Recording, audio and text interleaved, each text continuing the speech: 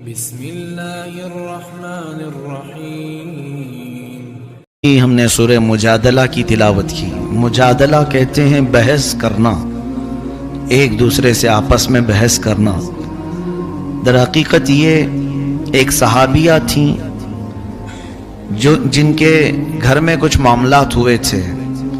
مطلب یہ تھا کہ ان کے شوہر نے ان کو یوں کہہ دیا تھا کہ تو میرے لیے میری ماں کی طرح ہے۔ اس کو زہار کہتے ہیں۔ ایک ہوتی ہے طلاق اور ایک ہے زہار۔ زہار اور طلاق دیکھنے میں سیم ہیں لیکن دونوں کے احکام الگ ہیں۔ میں اکثر یہ کہا کرتا ہوں کہ نوجوان نسل کو بھی یا جو شادی شدہ ہیں ان کو طلاق کے مسائل بھی سیکھ لینا چاہیے، اس لیے کہ ہم داخل ہونے کے راستے تو جان لی ہیں لیکن خارج کس سے ہوتا ہے یہ بھی معلوم ہونا چاہیے۔ مثال کے طور پر کسی جگہ آپ انٹر ہو رہے ہیں تو آپ کو یہ بھی معلوم ہونا چاہیے کہ ایگزٹ کہاں سے ہے۔ اسی طرح شادی کے ذریعے سے آپ ایک نئی زندگی میں داخل تو ہو جاتے ہیں، شادی کے مسائل سب سیکھ لیتے ہیں، اور اس میں بھی بہت سارے لوگ نہیں سیکھتے شرعی طریقہ کیا ہے۔ لیکن میں سمجھتا ہوں کن چیزوں سے ٹوٹ جاتی ہے شادی یا نکاح، یہ امپورٹنٹ ہے سیکھنا، تاکہ غلطی سے اس دروازے پر نہ جاؤ۔ بہت سارے لوگ طلاق پوری ہو جاتی ہے تب مسئلہ پوچھنے آتے ہیں۔ اس ڈاکٹر کے پاس علاج کرانے کے لیے اپنے بچے کو لے جا رہے ہیں جو بچہ گھر میں مر گیا ہو، وہ کیا علاج کرے؟ علاج ہوگا؟ ابھی سانسیں باقی ہیں اور بیمار ہے، تب آپ ہاسپٹل لے جائیں تو پتہ چلتا ہے کہ کچھ علاج ممکن ہے۔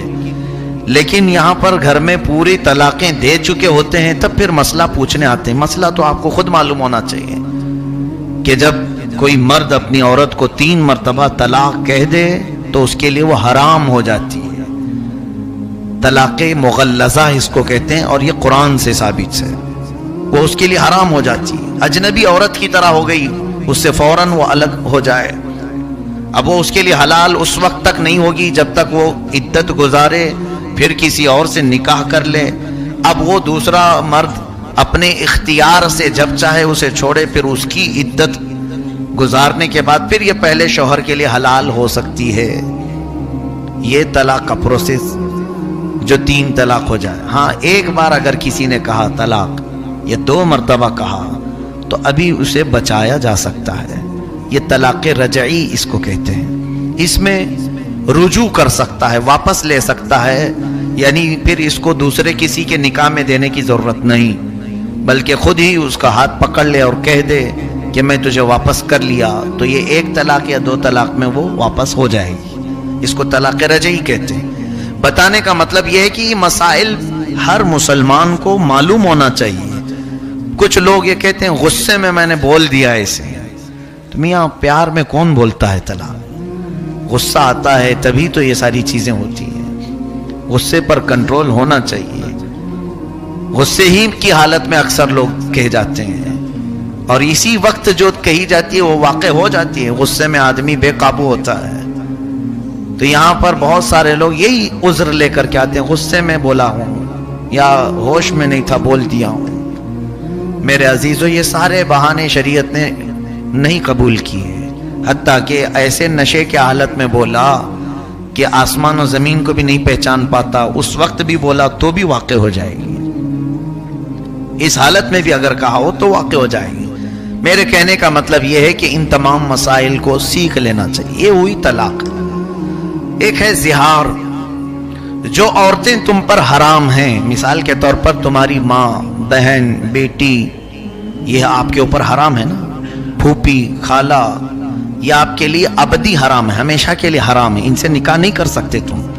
ماں سے کوئی نکاح نہیں کر سکتا، بیٹی سے، سگی بہن سے، یا پھر اپنی پھوپھی سے یا خالہ سے، کبھی بھی وہ زندگی بھر نکاح نہیں کر سکتا۔ ان کو محرمات ابدیہ کہتے ہیں، یعنی ہمیشہ کے لیے یہ عورتیں تم پر حرام ہیں، نکاح کے لیے حرام ہیں۔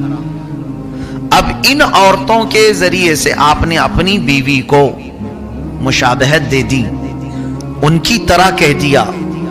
اپنی بیوی کو کہا کہ تو میری پھوپھی کی طرح ہے، تو میری خالہ کی طرح ہے میرے لیے، یا میری بہن کی طرح ہے، یا پھر ایک عضو کو بھی کہہ دیا کہ تیرا پیٹ یا تیری پیٹھ یا کوئی حصہ میری ماں کی طرح ہے، تو اس کو کہتے ہیں زہار. وہ عورت تم پر حرام ہو گئی، طلاق نہیں ہوئی لیکن وہ حرام ہو گئی، اب تم اسے چھو نہیں سکو گے.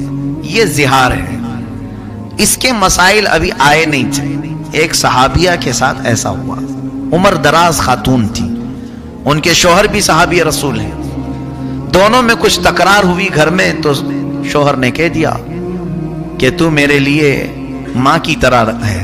تو وہ روتے ہوئے باہر نکلی اور آئی حضور صلی اللہ علیہ وسلم کے پاس. یا آقا اس مسئلے کو بتائیں، اتنی عمر ہو گئی، بڑھاپا آ گیا، اب جا کر میرے شوہر نے مجھے ایسا کہہ دیا، کیا کروں؟ نبی کونین صلی اللہ علیہ وسلم نے کچھ نہیں بتایا، خاموش رہے، کیونکہ ابھی مسائل آئے نہیں تھے، ابھی کوئی حکم اس مسئلے کے بارے میں آیا نہیں تھا. تو وہ باہر نکلی اور زور زور سے بحث کرنے لگی اپنے شوہر سے یا کچھ، کہ میرا مسئلہ معلوم ہو جائے، کیا کروں، میں گھر میں رہوں یا باہر جاؤں. وہ چلا رہی تھی. تب اللہ تبارک و تعالیٰ نے جبرائیل امین کے ذریعے آیت نازل فرمائی، قد سمع اللہ قول التی تجادلک فی زوجہا وتشتکی الی اللہ. اللہ نے اس عورت کی بات سن لی جو اپنے شوہر کے بارے میں آپ سے بحث کر رہی ہے اور اللہ کی بارگاہ میں شکایت کر رہی ہے کہ میرا مسئلہ واضح کیا جائے. واللہ یسمع تحاورکما ان اللہ سمیع بصیر. اللہ نے آپ دونوں کی گفتگو کو سن لیا ہے اور اللہ سمیع و بصیر ہے، سنتا بھی ہے، دیکھتا بھی ہے. اب آگے مسائل اللہ نے نازل فرمائے. الذین یظاہرون منکم من نسائہم ما ہن امہاتہم ما ہن امہاتہم، یعنی وہ تمہاری مائیں نہیں ہیں، لیکن اگر تم نے ایسا کہہ دیا تو یہ غلط کیا تم نے، غلط کیا تم نے. اب کیا کرے؟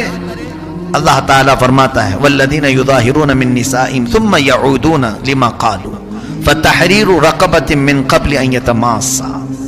ایک غلام کو آزاد کرنا ہوگا جس نے بھی ایسا کہا ہے. غلامی کا زمانہ تو اب ہے نہیں، پہلے غلام ہوتے تھے. ایک غلام آزاد کرو، اب یہ پھر تمہارے لیے حلال ہو جائے. نہیں ہے اگر، آگے سنی آیت اور بھی اللہ فرماتا ہے فمن لم یجد فصیام شہرین متتابعین من قبل ان یتماسا. جس کے پاس غلام نہیں ہے تو پھر وہ کنٹینیو 2 مہینے روزے رکھے، تب جا کے وہ تمہیں حلال ہوگی. 2 مہینے مسلسل روزے رکھے. ایک بھی اگر بیچ میں چھوٹ گیا تو پھر اثر 9 رکھے. 60 روزے رکھنا ہوگا. شہرین متتابعین، اللہ نے فرمایا 2 کنٹینیو روزوں، 2 مہینوں کو روزے کی حالت میں گزارنا ہوگا، لیکن اتنے دنوں تک عورت کو چھو نہیں سکتے، وہ تمہارے لیے حرام ہے. اب یہ بھی اگر کوئی نہیں کر سکا 2 مہینے کے روزے، آگے رب تعالیٰ فرماتا ہے فَمَن لَّمْ يَسْتَطِعْ فَإِطْعَامُ 60 مسکینا. تو 2 مہینے کے روزے نہیں رکھ سکتا تو 60 مسکینوں کو کھانا کھلائے. وہ ایک ٹائم پہ کھلائے یا ایک مسکین کو 60 دن کھلائے، دونوں صورتیں ہیں. اب یہ 60 مسکینوں کو کھانا کھلانے کے بعد پھر تمہاری بیوی تمہارے لیے حلال ہوگی. طلاق کا پروسیجر الگ ہے اور اس کا الگ ہے.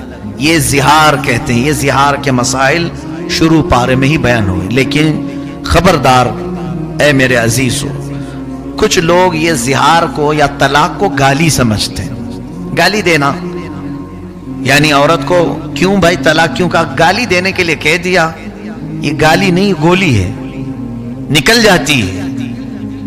گالی اس طرح سے نہیں ہوتی، اور در حقیقت اسلام میں گالی حرام ہے. ہاں، ڈانٹنے کی نیت سے تم کچھ اور الفاظ استعمال کر سکتے ہیں، اس کو کسی بھی طرح سے آپ ڈانٹ سکتے ہو تو دوسرے الفاظ میں ڈانٹیں، لیکن یہ الفاظ طلاق کے یا زہار کے ہرگز نہ بولیں. کبھی بھی اپنی عورتوں کو کسی نے اگر یہ الفاظ استعمال کر لیے کہ تو میرے لیے میری ماں کی طرح ہے، میری بہن کی طرح ہے، میری بیٹی کی طرح ہے، تو میرے لیے میری پھوپھی کی طرح ہے، میری خالہ کی طرح ہے، تو یہ الفاظ جو ہیں زہار کے ہیں، عورت اس پر حرام ہو جاتی ہے. پھر اگر حلال کرنا ہے واپس اپنی عورت کو تو کنٹینیو 2 مہینے کے روزے رکھے یا تو پھر 60 مسکینوں کو کھانا کھلائے، تب وہ عورت حلال ہوگی. تو اس سے اندازہ کیجئے کہ ہمارے یہ خانگی جو مسائل ہیں، ازدواجی زندگی کے جو مسائل ہیں، یہ سیکھنا کتنا ضروری ہے. کیا ان مسائل سے سارے لوگ واقف ہیں؟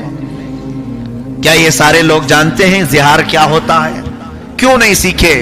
قیامت کے دن اگر تم میں سے کسی کے ساتھ ایسا معاملہ ہو گیا اور پکڑے گئے، اللہ تبارک و تعالیٰ نے پوچھا کہ تو اپنی بیوی کے ساتھ زہار کیا تھا پھر بھی ایسی زندگی گزارتا رہا. رب تبارک و تعالیٰ کی بارگاہ میں اگر کسی نے یہ کہا کہ مولا مجھے معلوم نہیں تھا، تو دو پکڑ ہوگی. سیکھا کیوں نہیں، اس پر بھی مار پڑے گی، اور کیا کیوں، اس پر الگ سزا ہو. جو انجانے میں گناہ کرتا ہے اس کی 2 سزا ہیں، اور ایک نہ سیکھنے کا، کیونکہ اللہ نے فرمایا کہ تمہارے لیے کیا نبی کا حکم نہیں آیا تھا؟ طلب العلم فریضۃ علی کل مسلم و مسلمہ.